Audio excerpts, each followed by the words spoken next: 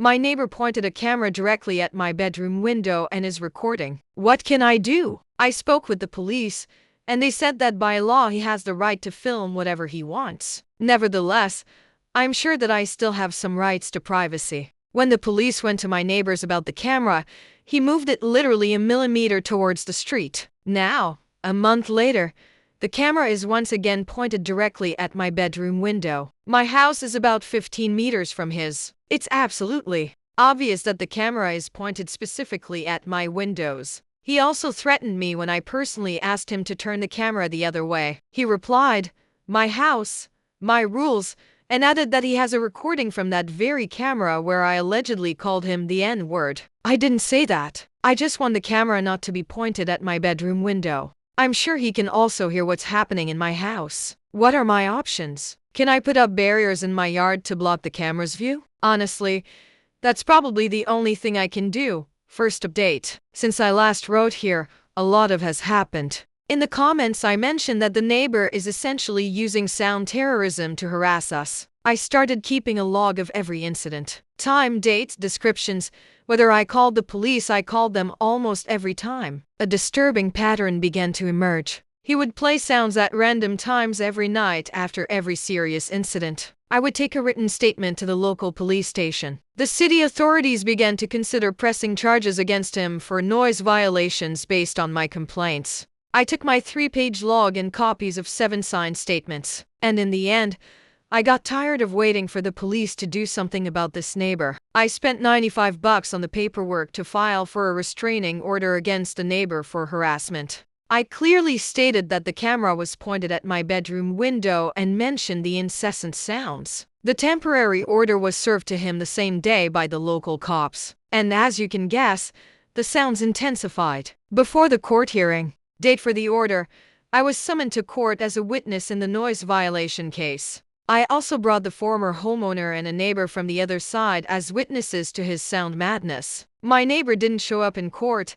and by then he already had $1,250 in fines. His lawyer showed up an hour late, and the judge graciously agreed to postpone the hearing for a month. My disappointment was immeasurable. Then came the hearing date for the order. Again, the neighbor didn't show up, and his lawyer started begging for more time to review the case. The judge acted justly and noted that everyone has the right to defend their rights under the First Amendment to the U.S. Constitution and postponed the session for another month. Disappointment number 2. The noise, meanwhile, continued regularly, and we tried our best to record everything on the phone. It was very difficult, as the sounds were short and occurred randomly in the middle of the night. The date of the second hearing on the harassment case arrived, and finally, we saw our neighbor walk into the courtroom and sit in the back row. When it was our turn to present the situation, we presented our log, statements, and the videos we had as evidence against the neighbor. The neighbor's lawyer tried to get us to withdraw the log as evidence,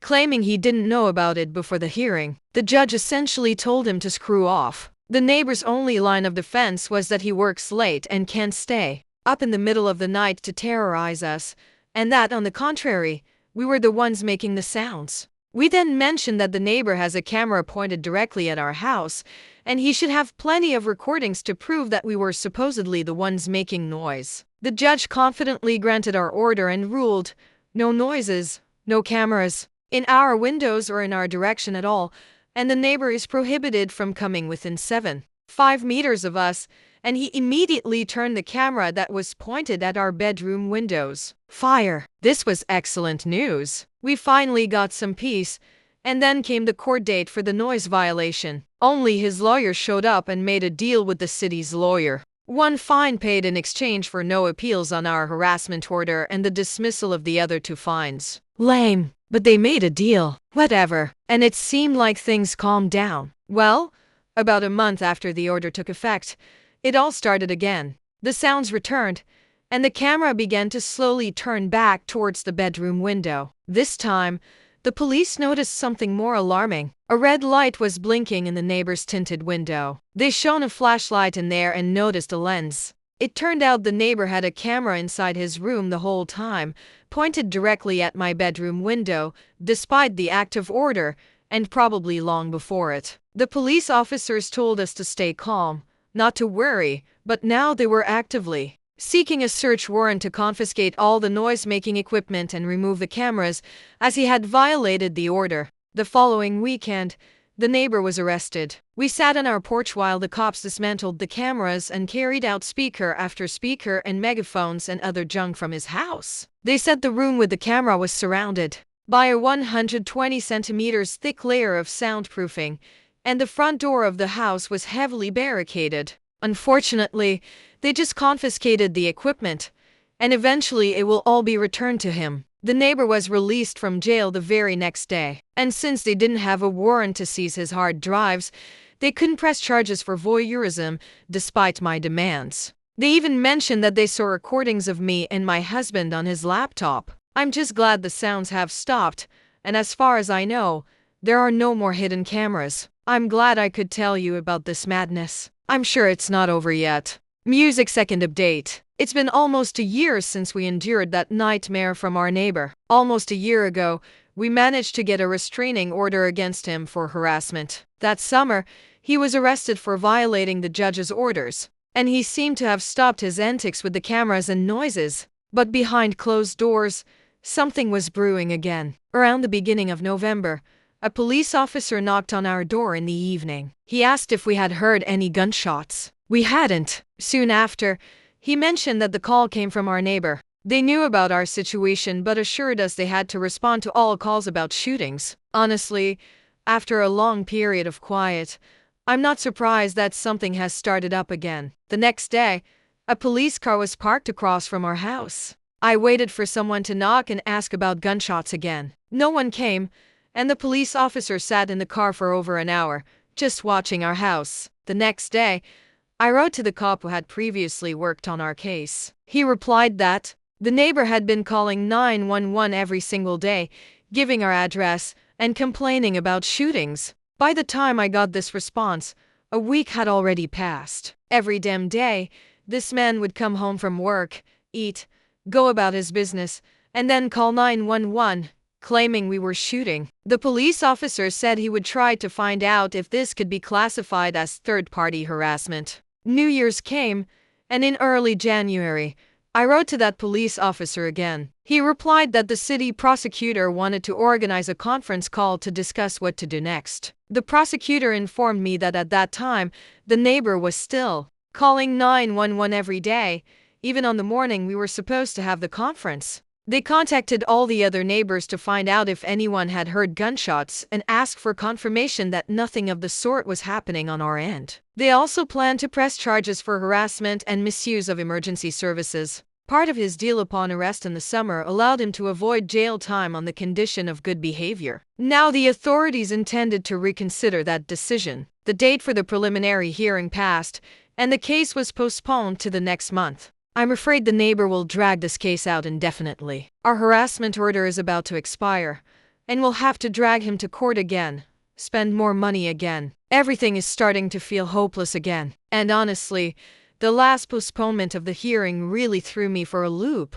All I can do now, until I'm called as a witness and victim, is wait. Third update. Remember how I said the city prosecutor was fully committed to helping me see this case through to the end? Well, things have changed. The second preliminary hearing was supposed to take place soon after the case was postponed. I contacted the prosecutor to find out why it happened. It turned out that he had gone on a long vacation and handed the case over to someone else. Okay, it happens. They gave me the contact for the new prosecutor. I wrote him a letter to get an update. Zero response. 2 weeks passed. 2 letters and no reply. Not a peep. I even reached out to the assistant prosecutor, but complete silence from there too. An absolute vacuum. To say I'm disappointed is an understatement. I just don't know what to do now. Initially, everything was moving in the right direction. The prosecutor was charged up to see this case through to the end, and I felt like I was in good hands. And now I can't even get in touch with anyone. This is absolutely atypical, because before, whenever I had questions, I would either get a call or at least a reply to my emails. Meanwhile, my neighbor continues to place trash cans along the fence. Huge, heavy cans with lids. I have no idea why he's doing this, but it only makes things more unsettling. My nerves are really shot. I just want all of this to be over. And now, when even those who are supposed to help are silent, it only gets worse. What should I do? Fourth update. Well, that's it. The prosecutor called me and said that, of course, they don't want to admit the neighbor's guilt on all counts, and instead of a prison sentence, my neighbor's lawyer is demanding 30 days of house arrest, which is literally what he's already been doing, just sitting at home and not going anywhere. The trial was postponed again, now to July, and as luck would have it, that's exactly when we're leaving for another state. I told the prosecutor that we won't be there to testify. I no longer have the strength or the desire to fight this. Thank you all for your support. The judicial system has failed us. Fifth update. Hello everyone. Thank you to everyone who listened and followed this absurdity. My neighbor pleaded guilty to 3 of the 19 counts of misuse of emergency services and 1 other charge, the nature of which was never explained to me. He is officially forbidden from speaking to me or my husband, or from bothering anyone on my property at all. In addition, he was ordered to undergo a psychiatric evaluation, which he was supposed to have done at the very beginning of this whole story. A violation of any of these conditions, I hope, will finally land him behind bars. Now we have a new dilemma. Today, the neighbor was standing outside, looking at our brand new for sale sign. I'm not kidding. Maybe it's just paranoia. But my realtor called and said someone had scheduled a viewing of the house today at 6:00 p.m. We didn't warn him about the situation with the neighbor, as we sincerely thought it would all come to nothing. The new owners will be protected after the sale, but we decided not to stir up trouble and let the neighbor be the first to break the rules. In fact, we ended up in the same position as the previous homeowners. We found ourselves in the same situation with the previous owners in Washington state. After all, the law does not require the disclosure of such information. No one told us anything either. I have no problem with the neighbor wanting to buy the house, but the very thought of him wandering through our rooms terrifies me. I understand that the realtor will be there and will be watching what's happening, but part of me is afraid that he might try to take pictures of our things or something like that. I'm already going crazy just thinking that this person might be in our house. What should I do? My husband suggested parking on the side and watching. I suggested setting up a hidden camera. Both ideas sound a bit crazy, but in this situation, they seem to be the only logical ones. I'm just afraid that if I tell the realtor about this, it might all turn into some new nightmare. Edited. It wasn't our neighbor who scheduled the viewing. Thank God. But now we have a Google Nest smart camera, so now we'll know everything. Sixth update. So, after the last court hearing, my neighbor decided to install floodlights aimed over the fence directly into our bedroom window. In the meantime, we had already sold the house and moved into a temporary apartment. While we prepared to move to a new place, very far from the old house, he would turn on the floodlights every night at 10:00 p.m., and they would shine directly into the bedroom window. Even the blackout film didn't help. The light also got into the guest room, where my mom was staying for a week. The police came, took photos. They drove by for several nights in a row to confirm that the light was still on. Under the terms of his deal with the prosecution, the neighbor was prohibited from doing such things and from continuing to harass us. This will play a role later. I called the police and eventually received a court summons. I was supposed to testify as a witness. The court date arrived. The prosecution insisted on a prison sentence, but the neighbor's lawyer requested a postponement, citing that he allegedly didn't have time to review the new information. The postponement was granted. A week later, we went to a special hearing with a temporary judge. That was a mistake. The hearing was today, and for the second time, my husband and I took time off work to be present. The judge immediately told the prosecutor that since he didn't have an official written report on the case, he didn't know anything and wouldn't hear the case. Usually the city judge is informed, but this was a temporary one. The prosecutor objected, stating that a written report is not actually mandatory and that the case has been on the docket for a long time. But the judge said that since specific charges were not filed, but they were just asking for the reinstatement of a prison sentence that was previously dropped, he didn't see the need to hear the case. He read the terms of the deal and stated that the wording "similar action" seemed too vague to him and that it should be removed. He didn't understand how aiming a light at our property was related to what the neighbor was previously tried for. And then he added that he had a hearing in Seattle in 2 hours and he had no intention of hearing my testimony today. And since we're moving soon, it means, according to his logic, that we can no longer be harassed. Case closed. I burst into tears out of complete despair. The prosecutor said that I was no longer obligated to be a witness and that they would discuss the case with the permanent judge. She asked me to keep in touch with her. When my neighbor was leaving the courtroom, he theatrically threw his hands up, as if he knew he would win again. I'm giving up again. We're leaving. It's over. I will never get my day in court. I will never know what I did to this person to make him not let me live in peace. I will never get back to years of my life. Edited. The only bright spot in all of this is the police report we received after the search of his house in the summer. It turned out this guy is a sexual deviant, even by the standards of the very tolerant and liberal state of Washington. So, before we move on to the next story, I want to note something about this one. I think it's important to mention that the author of this story's profile contains, let's say, interesting content. She posts pictures of her intimate areas, but in clothes, let's say, in panties, in a bra. There are a lot of posts selling her underwear. So I think for some, this story will take on new colors. Or maybe there's nothing wrong with it. In general, it's up to you to decide. Let's move on to the next story. Story 2. My son is afraid of his room. Why? I'm at my wit's end. My son has suddenly started refusing to go into his room and won't say why. We moved into a new house about a year ago so that our son, who turns 4 next month, could have his own room. We thought the move would be hard on our son, but he got used to his room right away, and there were no problems. He loved his room. All his toys were in there. Bedtime went smoothly. He usually fell asleep after a couple of stories and a kiss on the top of his head. He has night lights, and we always leave the door open. Although he never said he was afraid of the dark, everything changed on the 4th of July. He spent most of the day playing in his room, even refusing to come downstairs. But that same night, and every night since, he has flatly refused to go in there and insists on sleeping only in our room. He won't even go in there if we hold his hand. And if we manage to get him in for a second to grab a toy, he doesn't go far and immediately runs back into the hallway. At the same time, he's fine taking a bath in his bathroom across the hall, but he insists that the bathroom door be closed. Then he runs from there to our bedroom.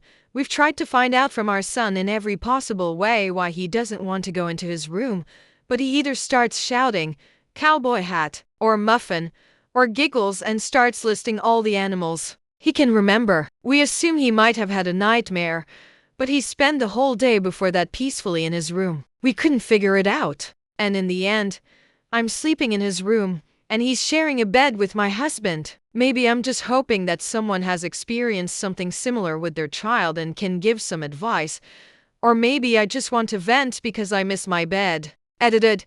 Thank you so much for your advice, ideas, and stories. I think I might have solved the mystery, but now I need to figure out what to do about it. Today around 3 p.m., I went into my son's room to get something, and I distinctly heard someone run across the roof. Most likely a squirrel. We have a metal roof and open ceiling beams, so even the rain sounds loud. But I've never heard animals before. This would explain why my son sometimes starts listing animals. If I'm right, now I need to figure out what to do about it.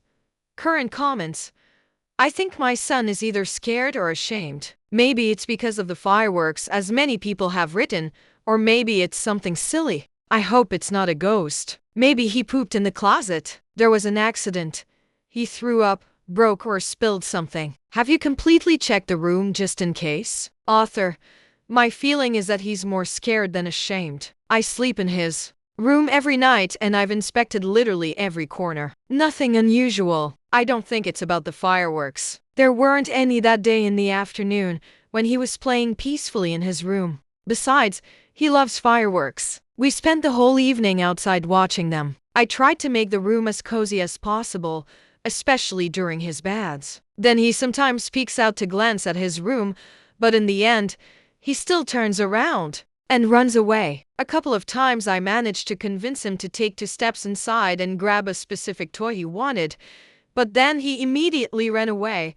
Update a month later. Exactly 1 month later, I finally figured it all out. I've been busy, but I really wanted to share an update because I'm still thrilled my son is back in his room. A couple of days ago, I managed to get my son interested in his toys. He even went into the room, albeit reluctantly. Then I seized the moment and started pointing at objects in the room. And then he had a massive reaction to a Marvel poster that had been hanging over his bed since we moved in a year ago. He bolted to our bedroom and hid under the covers. I took the poster off the wall, walked with it down the hallway, and stopping at the bedroom, showed it to him. My son was terrified to see me holding it. I told him I was throwing it in the trash and he would never see it again. I hid it downstairs for disposal. Later, I went back upstairs and told him it was gone. He instantly jumped out of our bed, ran down the hallway to his room, and joyfully shouted, "The evil face is gone." Then he excitedly started jumping all over the bed,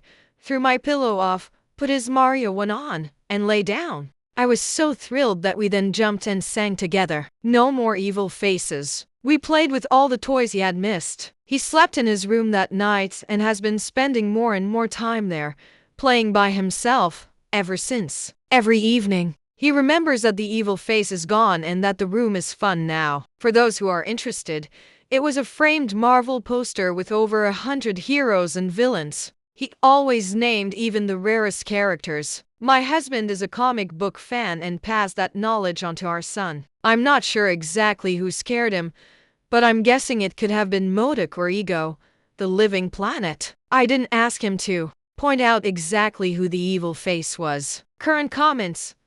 What did the poster look like? Photo of the poster. I knew it, right? Ego and Modok have really creepy faces. Another possibility. Arnim Zola. Author. Exactly. Him too.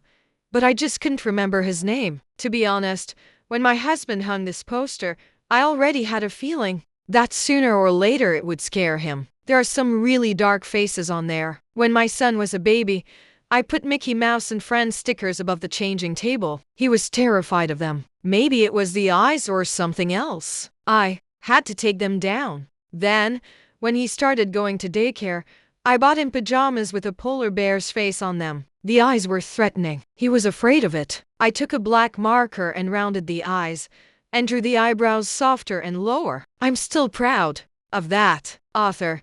Yeah, I'm now thinking it's better to avoid eyes and faces in a child's room decor altogether. My son still has a big poster from the Mario movie hanging up. It shows Mario and Luigi, but they're turned to the side. They're looking straight ahead, and it's not scary at all. Plus, he loves Mario and Luigi. After all, they're the complete opposite of all those scary things.